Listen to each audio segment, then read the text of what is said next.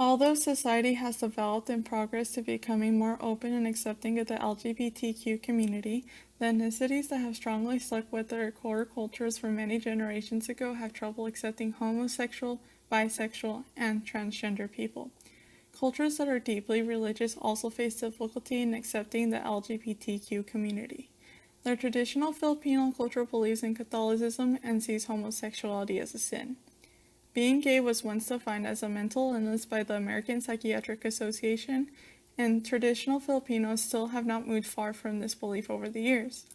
As of 2015, it is found that 1 out of 4 traditional Filipinos are found to reject their neighbors if they are queer, according to the article titled Self-stigma, self-concept clarity, and mental health status of Filipino LGBTQ individuals. For this reason, many Filipino people who identify as being part of the LGBTQ community find it difficult coming out to their families due to the harsh reality they may face. Because the Philippines were colonized by Spain from 1521 to 1898, the vast majority of Filipinos are Catholic. Since most Catholics claim that being queer is a sin, most older generation Filipinos will see it as such. Because of this reason, most Filipino Americans have trouble coming out to their parents. In a study done by Kevin Nadal and Melissa Corpus called Tomboys and Baklas, Experiences of Lesbian and Gay Filipino Americans, all the participants in their study have family who would pray several times a day and attend church at least once a week. One of the participants from the study shared that when they came out, their mother cried and asked why.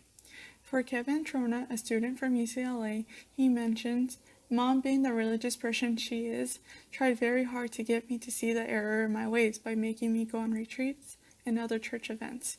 Because of this reason, many LGBTQ Filipino Americans push back coming out in order to not disappoint their family. Religion also makes it more difficult for Filipino Americans to accept themselves. Some Filipino Americans deal with denial and guilt, since they grew up thinking that being queer is immorally wrong. Jane Mosqueda, a student from CASTILLO, mentions, I felt like I betrayed my family because I like girls. Many of my teenage years I hated myself and I constantly asked God to make me normal, to make me straight.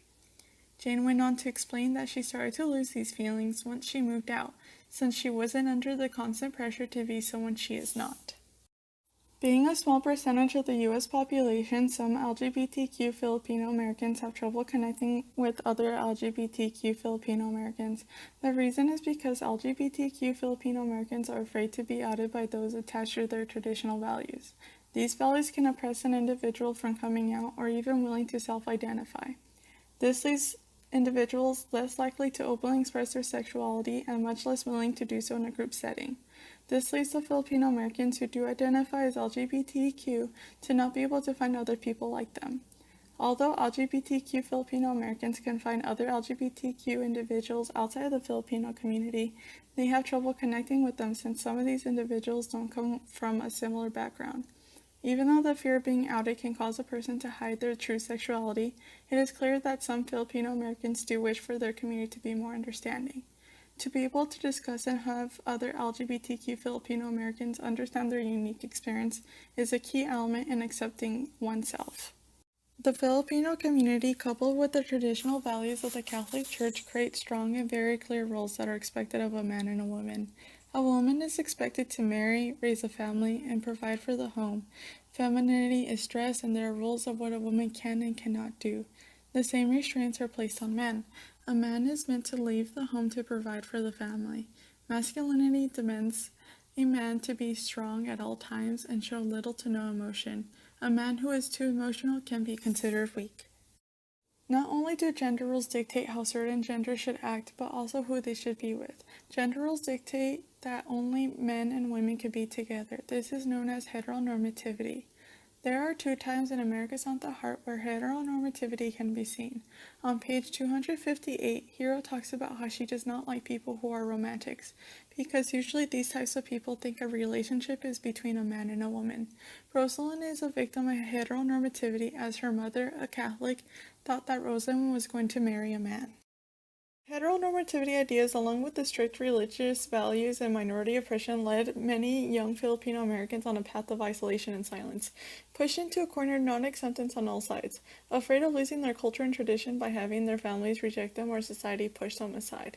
They become the third space, an in-between link. They hold together their values and identity through this scrutiny. Yet they sit not completely still with each group. They must balance their behaviors based on their various audiences. Yet, as acceptance becomes more upheld based on their difference to let the governmental forces reject their true essence of being, the third space becomes their own.